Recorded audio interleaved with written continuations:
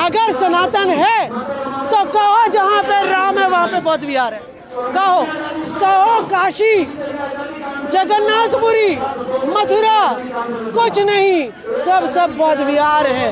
तब तो मैं तुम्हें सनातनी मानूं, नहीं तो तुम सनातनी नहीं हो, तुम भगवाधारी नहीं हो, तुम जो है ढोंगी हो जो भगवे का शरण लिया हुआ है। सनातन का नाम रट रट के तुम अपने को इस देश पर राज करने वाला बना रहे। अगर सरकार चाहे तो ईवीएम हटा सकती है, बैलेट पेपर ला सकती है, लेकिन इनकी मंशा नहीं है, क्योंकि अगर इन्होंने फेयर ट्रांसपेरेंट चुनाव कराए, ये हारेंगे, बहुजनों की सरकार बन जाएगी, इनकी सत्ता खत्म हो जाएगी, इनको देश छोड़ना पड़ जाएगा, इनके घोटाले सामने आ जाएंगे, इनका इतिहास सामने आ जाएगा।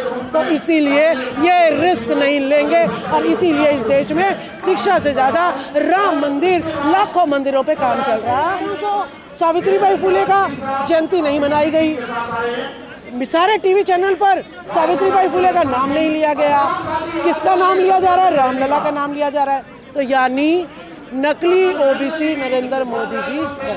तो यानी उन्होंने देखा कि ईवीएम से जो है ट्रांसपेरेंट चुनाव नहीं हो पा रहा है, तो वही डिमांड हम कर रहे हैं कि हमें, हमारे में भी दिमाग है, मोबाइल की हम एडिटिंग, डिलीट सब कुछ कर सकते हैं, इसी तरीके से चंद्रयान को हम कंट्रोल कर सकते हैं। तो ईवीएम भी मैन मेड मशीन है, इसको आदमी कंट्रोल कर सकता है।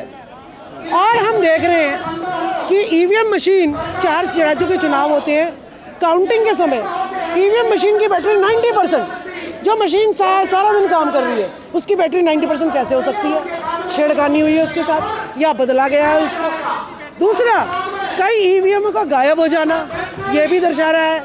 गायब क्यों हो रही है?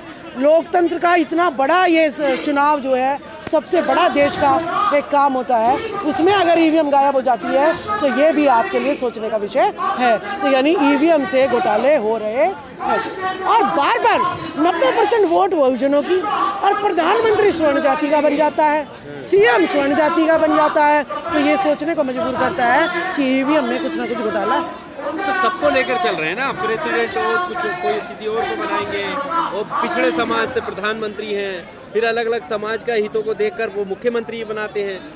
तो अपना सबका साथ सबके विकास की तर्ज पर है। देखिए, 10% EWS का कोटा तुरंत बिना किसी डिबेट के बिना कोई कमेटी बनाए मोदी जी लागू कर देते हैं। किसके लिए हुआ? स्वर्ण जाति के लिए हुआ। देश का रेल बेच दिया, ट्रेन बेच दिया, सब कुछ प्राइवेटाइज कर दिया। किसी भी ओबीसी को दिया क्या? नहीं दिया। अंबानी, अडानी, टाटा, बिरला को दिया। तो ये सारी चीज़ें क्या बोल रही हैं? अभी खेल जगत की जो पहलवान थी उनके साथ न्याय नहीं हुआ, ब्रिजभूषण को बचाया गया। ये सब की सीन क्या दिखा रहे हैं? बौद्ध विहारों को सावित्रीबाई फुले का जयंती नहीं मनाई गई, सारे टीवी चैनल पर सावित्रीबाई फुले का नाम नहीं लिया गया, किसका नाम लिया जा रहा है? रामलला का नाम लिया जा रहा है। तो यानी नकली ओबीसी नरेंद्र मोदी जी है। नकली ओबीसी है, नकली ओबीसी। अब इस लड़ाई को, ईवीएम की लड़ाई को आप किस तरह से देखती हैं? क्या 24 का चुनाव बिना ईवीएम के होगा, बैलेट पेपर से होगा? देखिए, बाबा साहब ने जब संविधान दिया था तब उन्होंने कहा था कि अगर ये संविधान 10 साल तक अगर नियत से लागू हो जाएगा तो सभी लोगों को अपने अपने हक अधिकार मिल जाएंगे। अगर सरकार चाहे तो ईवीएम हटा सकती है, बैलेट पेपर ला सकती है, लेकिन इनकी मंशा नहीं है, क्योंकि अगर इन्होंने फेयर ट्रांसपेरेंट चुनाव कराए, ये हारेंगे, बहुजनों की सरकार बन जाएगी, इनकी सत्ता खत्म हो जाएगी, इनको देश छोड़ना पड़ जाएगा, इनके घोटाले सामने आ जाएंगे, इनका इतिहास सामने आ जाएगा। तो इसीलिए ये रिस्क नहीं लेंगे और इसीलिए इस देश में शिक्षा से ज़्यादा राम मंदिर, लाखों मंदिरों पर काम चल रहा है।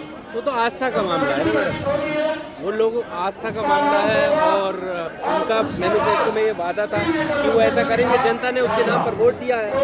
आस्था का नाम नहीं है, ये अस्तित्व का सवाल है, 90% के अस्तित्व का सवाल है। विवेक बिंद्रा कहता है कि अगर शूद्र है तो शूद्र को लीडर मत बनाओ, वो असिस्टिंग क्लास ऑफ सोसाइटी है, वो सेवा करने में बहुत अच्छा है, उसको सिर्फ जो है आप कमांड करो, वो डिसीजन नहीं ले सकता, वो लीडर नहीं बन सकता। वो तो कह रहा है वो नेता ही नहीं बन सकता, प्रधानमंत्री तो दूर की बात है। तो मेरा अस्तित्व क्या है? अगर मैं कर्म के हिसाब से चलूं तो मैं टीचर थी, मैं गुरु हुई, मैं ब्राह्मणी हुई। अगर मैं पंडित के हिसाब से चलूं तो मैं शूद्र हुई, मेरे पास जन्म कुंडली है। अगर मैं राजकुमारी दिया के हिसाब से चलूं तो वो कहती है हम कुश के वंशज हैं, तो मैं राम की वंशज हुई। राम भूमि में जाती हूँ तो GT न्यूज़ कहता है देखो इसका दादा भी माला बना रहा था, पिता भी माला बना रहा है, बेटा भी माला बना रहा है, कितनी खुशकिस्मती है इनकी। तो भाई अगर राम मंदिर बनेगा तो मैं अगर माली समाज की हूँ तो मुझे तो माला बनाने का ही काम दे देंगे, मैं तो नहीं करूँगी उस काम को। मैं तो पढ़ूंगी लिखूंगी और जो है MP MLA और जो है प्राइम मिनिस्टर बनने के ख्वाब देख रही हूँ मैं तो मुझे नहीं चाहिए, जब मेरे को अस्तित्व ही नहीं पता मेरे को आज तक कि मैं शूद्र हूँ और रिटर्न में प्रूफ है, मैं क्षत्रिय हूँ, चतुरानी हूँ या ब्राह्मणी हूँ कि क्या हूँ, मुझे यही नहीं पता और लोग मेरे पर टिक्का टिप्पणी कर रहे हैं। तो मेरे अस्तित्व का सवाल है, भावना नहीं, मेरे अस्तित्व मायने रखता है। अब तो कह रहे ना कि सब सनातनी है, अब कोई नहीं है। देखिए हम भारतीय हैं, भारतीय रहेंगे। सनातन का मतलब होता है यूनिवर्सल ट्रुथ और सच्चाई के हम साथ हैं। अगर सनातन है तो कहो जहाँ पे राम है वहाँ पे बौद्ध विहार है, कहो काशी, जगन्नाथपुरी, मथुरा, कुछ नहीं, सब बौद्ध विहार है। तब तो मैं तुम्हें सनातनी मानूं, नहीं तो तुम सनातनी नहीं हो, तुम भगवाधारी नहीं हो, तुम जो है ढोंगी हो जो भगवे का शरण लिया हुआ है। सनातन का नाम रट के तुम अपने को इस देश पर राज करने वाला बना रहे हैं। अच्छा, EVM को लेकर अन्ना हजारे ने कहा था कि अगर EVM को हटा दिया तो देश पीछे चला जाएगा। देखिए अन्ना हजारे जी ने कहा था जन लोकपाल बिल लाऊंगा, अन्ना हजारे तो चले गए, भ्रष्टाचार मिटाऊंगा, भ्रष्टाचार नहीं मिटा, जन लोकपाल बिल नहीं आया, अन्ना हजारे जी जरूर गायब हो गए। तो अन्ना हजारे जी आपकी बात को समझकर सुनकर हम जितने ठगे गए हैं, आपकी बातों का अब हमारे लिए कोई मायने नहीं। अच्छा, यहाँ पे भानु जी हैं, भानु जी पूरे 5 साल लड़े लड़ते हैं EVM हटाने की, तो अखिलेश के मंच पे पहुंच जाते हैं, गठबंधन को सपोर्ट कर देते हैं, EVM से चुनाव हो जाता है, चुनाव खत्म, फिर EVM ये क्या है ये सब? देखिए जब तक हम अपने स्वार्थ की राजनीति करेंगे, हर कोई सम्राट अशोक नहीं बन सकता, हर कोई गौतम बुद्ध नहीं बन सकता जो राज त्याग के जन कल्याण के लिए चलते। सब स्वार्थी घूम रहे हैं, इसीलिए पिट रहे हैं।